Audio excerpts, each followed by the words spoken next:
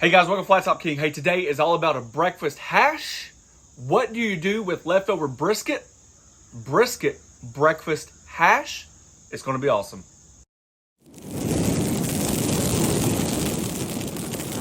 As many of you may know, I got my Pit Boss pellet smoker. I've been playing around with it. We've done everything that we can off camera just to get used to it. Not too long ago, I smoked a brisket, and I think she can say that I'm not a brisket connoisseur. I'm not like the world's greatest brisket maker, but don't you think that it was like high quality brisket?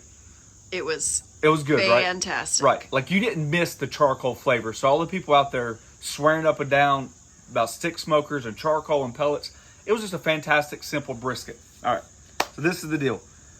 We had some of it left over. Remember, we're only a family of 4 with 2 little girls. We can't eat a whole brisket. So we're going to do a breakfast hash. So I've got my brisket left over. I've got some onion, we got some pico, a poblano, a jalapeno, a little peppers, one on the ground, man down. Hit it up with this Southwest barbecue rub from Pit Boss. I really like it. Cilantro.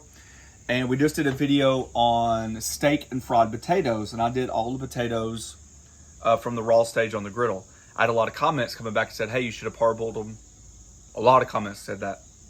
And the truth is, yes, I struggle, I don't know if anybody else does, with what to show you behind the scenes and what to show you on the griddle, because I don't want to cheat the griddle. But that is a perfect scenario where parboiling potatoes helps the griddle process. So since you guys said it, I did it. All right. Very easy. Everything comes together. It's just about what flavor profile you want. Me and the wife both like the Mexican or Hispanic style flavors. That's why we brought them into this mix. Got it? Let's go. Flat top's on low. As you can tell, we're already smoking. That means we're higher than 425, 450 degrees, somewhere through there.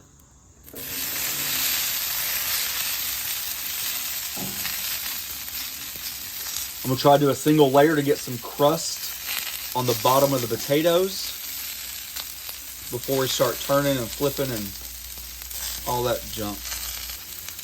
And then since the potatoes are going to absorb a lot of flavor if you give it to it, I'm going to hit it liberally with that barbecue Southwest rub. While my potatoes are frying, I'm going to get some prep work done, get everything chopped up and ready to go, because this will happen fast. All right, I got my vegetables cut up, and now I'm just pulling that brisket. I've got like 4 pretty large slices. Then I'm taking that fat that runs right in between it and saving that for flavor.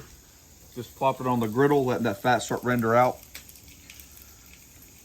You could definitely chop this up if you wanted to, slice it. I just like the pieces to be irregular. So, you know, sometimes it surprises you with a large chunk, small chunk, whatever you want to do. Just get it up. You can break it up on the griddle if you wanted to. So there's a large chunk of fat. All that right through there is the fat line. But instead of throwing it away, we're going to save it. See what I got going on? Let that brisket fat render out, and that's going to be some flavor for us. There we go. You see that nice golden brown of the potatoes? That's looking good right there.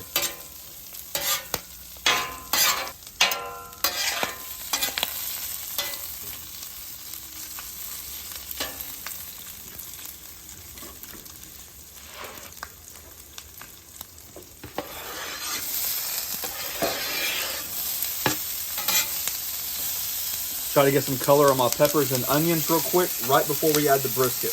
Look,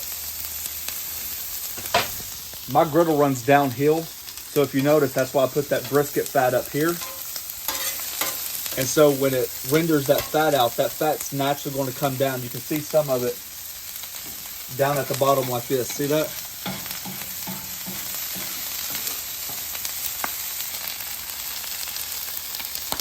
Just hit it with that bold burger rub. That's just that salt, pepper, and garlic, a little butter.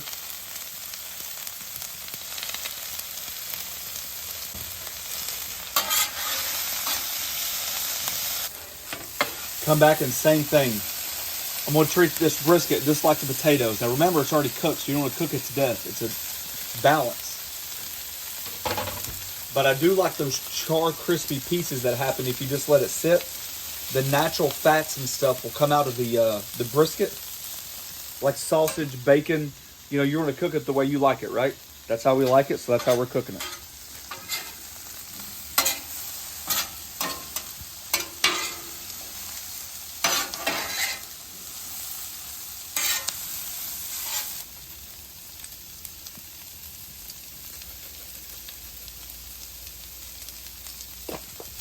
Hey, if you don't have brisket, for my big game hunters out there, it's a perfect way you can use venison, elk, any like leftover cooked meat you've got, you know, like a pot roast. When you do a beef roast, this is a perfect way to add it, something like that. All right, so now that we got our Crispies, we're just gonna add everything together.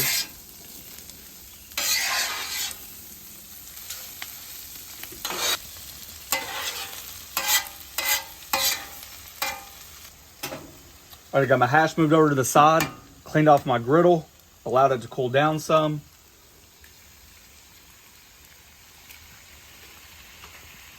It's very important for you guys when you're doing your eggs after you cook something on there to clean it off. Allow that temperature to cool down.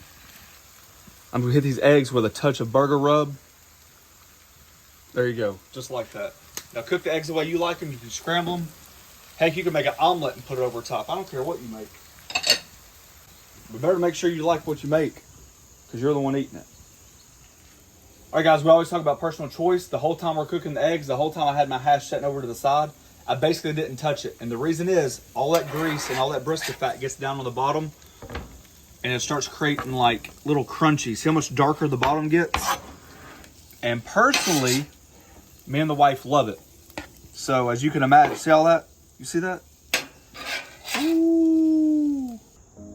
I think me and the wife are just going to actually eat right off the cutting board. Save a dish or two.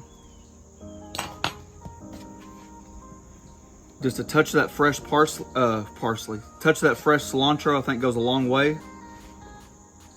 All right, guys, there you go. I know for a fact this thing tastes incredible. I had a little sneak peek while we are taking a picture. I like mine hit up just a little bit of hot sauce. You guys know I love my hot sauce. And the best part about this whole thing, man, you break that egg yolk, all that stuff just starts diving down deep in there. Creates like this little sauce.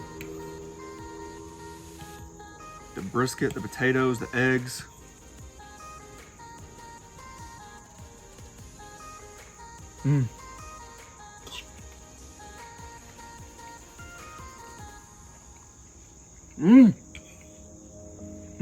You know it on first bite. Oh, you know it on first bite. Here. Oh yeah.